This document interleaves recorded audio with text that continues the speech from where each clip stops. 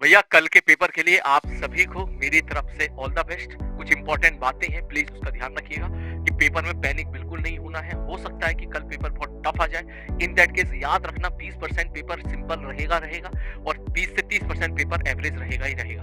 तो that means हमारा selection तो सिंपल और एवरेज सवाल को करके ही हो जाएगा, लेकिन ये सिंपल और एवरेज सवाल ये छुपे में होंगे, तो आपको चुन चुन के निकालना है और फिर इनको सॉल्व करना है।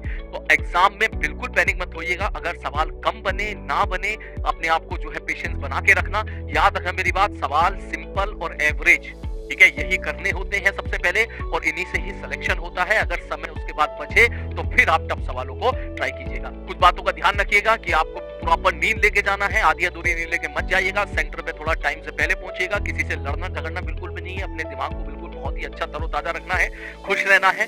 सारे इंस्ट्रक्शन को बहुत अच्छे से पढ़ने हैं। कहीं ऐसा ना हो कि आप पुराने इंस्ट्रक्शन के हिसाब से क्वेश्चन को सॉल्व करके आ जाओ। इस बात का बिल्कुल ध्यान रखिएगा। जो एग्जाम में बहुत पेशेंस बना के रखना है। एग्जाम में अगर क्वेश्चन कम बने तो बिल्कुल पैनिक मत होना। समझ जाना कि सिंपल सवाल भी हमारे पास रहते हैं। यहाँ पर एक एक सवाल बहुत इंपॉर्टेंट होता है और इजी मीडियम क्वेश्चन हमेशा छुपे होंगे, उनको ढूंढ के आपको कहीं ना कहीं से निकालना है। दूसरा, जैसे आप पेपर 1 दे लो, पेपर 1 के बाद जब गैप आएगा उसमें आपको किसी से डिस्कस नहीं करना है। पेपर आंसर भी डिस्कस नहीं करना है और ना ही किसी की सुननी है। उसमें प्रॉपर आपको रेस्ट करना है और खाना लिमिटेड खाएं। इतना ज्यादा मत ठूस लेना कि दूसरे पेपर में तुझे नींद आना स्टार्ट हो जाए। इस बात का ध्यान रखना है, ठीक है। और अगर सपोज आपका पेपर, पहला पेपर अगर सपोज आपको लग रहा है खराब जा रहा है, तो अपने आप को जो है अपने मेंटल स्टेट को मेंटेन करके रखना है, क्योंकि हमारे पास सेकंड पेपर और मौजूद है।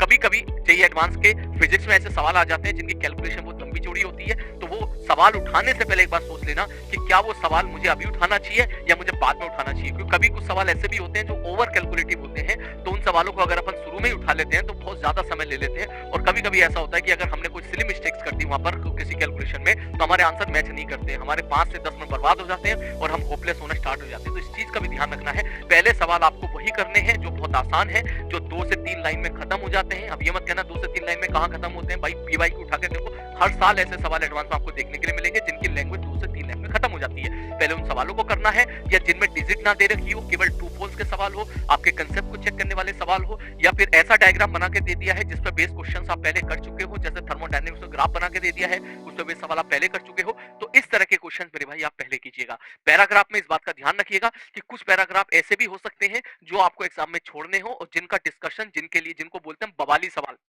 जिनके बारे में यूट्यूब पे 2 दिन 3 दिन मिलके सब लोग उस पर लड़ाई झगड़ा करते हैं और 3 दिन के बाद भी उसका सही आंसर निकालने में सब लोग अपनी सहमति नहीं बना पाते हैं। तो ऐसे सवाल भी एडवांस में आते हैं। तो इन क्वेश्चंस को समझ जाना कि भाई जो क्वेश्चन 3 दिन तक सहमति नहीं बना पाए सभी टीचरों की इसका ये आंसर होना चाहिए, तो बच्चा एग्जाम में कैसे 3-4 मिनट के अंदर उसको कर लेगा या 10 मिनट के अंदर कर लेगा। ये सवाल आपको करने नहीं है, ये सवाल आपको छोड़ के बाहर निकलने हैं। याद रखना मेरी बात, इस चीज का ध्यान रखिएगा। सही वक्त पर सही सवाल छोड़ना भी हमारा बहुत इंपॉर्टेंट है। और लास्ट में जो क्वेश्चन है आपके सामने, वही आपने निकाला है या नहीं निकाला है, इस चीज का भी कंफर्मेशन देख लेना। कभी कभी होता है कि हम निकालते कुछ और है और देखते के साथ ही डिजिट मैच करता है और हम टिक करके निकल जाते हैं। इस चीज का ध्यान रखिएगा। यूनिट एंड डायमेंशन बेस्ड सवाल अगर कोई हो रहा है तो डेफिनेटली कर लीजिएगा, लेकिन जेईई एडवांस ने पिछले सालों में कुछ 2-3 सवाल ऐसे पूछे थे जो केवल और केवल यूनिट एंड डायमेंशन से ही हो सकते थे। इस बात का भी आप लोग ध्यान रखिएगा। बहुत मेहनत करी बेटा तुमने। और हाँ, वो 1500 सवाल ना थे भाई, वो जो कल वीडियो वीडियो गई थी ना, कल हमने डिस्कस किया था परसों की 1500 सवाल किए, वो 1500 सवाल नहीं थे, वो कम से कम 1800 सवाल थे विदाउट पीवाईक्यू, ठीक है ना।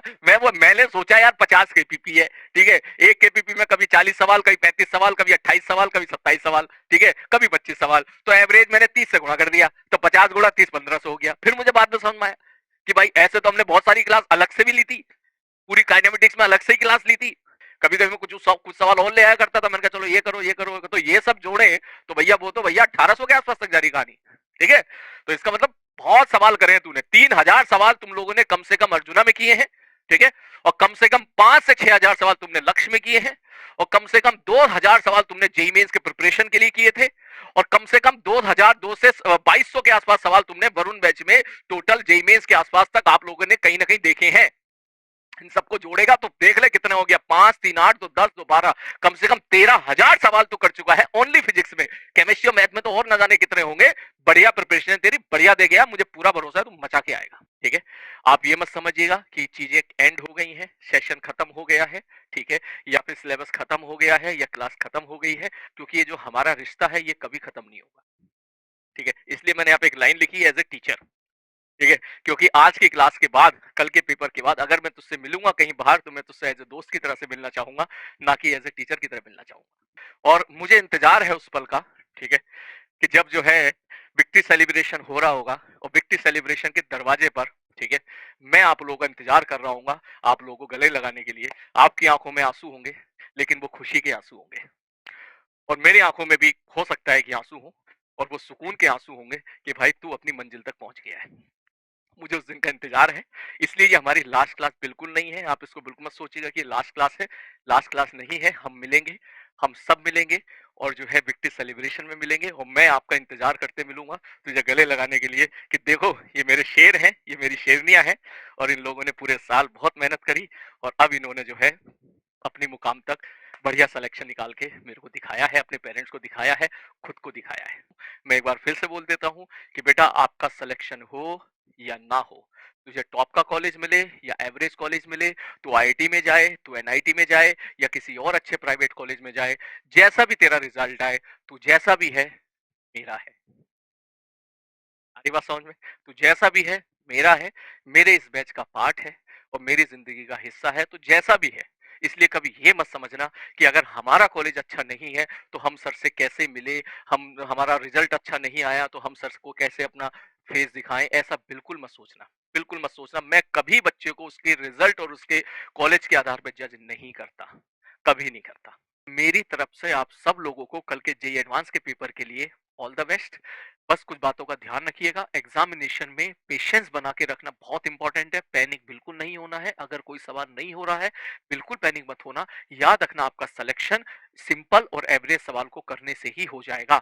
टफ सवाल आपको लास्ट में करने हैं, शुरू में बिल्कुल भी किसी टफ सवाल से नहीं भिड़ना है, बहुत लंबे चौड़े सवालों से नहीं भिड़ना है, और ईगो पे तो बिल्कुल भी नहीं लेना है। पहले आपको सिंपल और एवरेज सवाल करने हैं, और अपने अपने आप को मोटिवेटेड रखना है एग्जाम में। अगर क्वेश्चन सपोज कम बने या ना बने तो होपलेस बिल्कुल मत होना।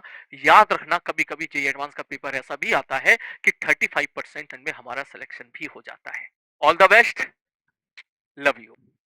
मजा के आएगा तो मस्त रहना, खुश रहना, और बढ़िया तरीके से पेपर दे के आना। फिर भी मैं लास्ट मोमेंट पे ये बात बोलूंगा, मेरा जाने का मन नहीं कर रहा है, ठीक है, मेरा मन कर रहा है और तुम्हें बहुत सारी बातें बता सकूं, और बहुत सारी बातें बता सकूं, लेकिन अब जाना पड़ेगा, ठीक है।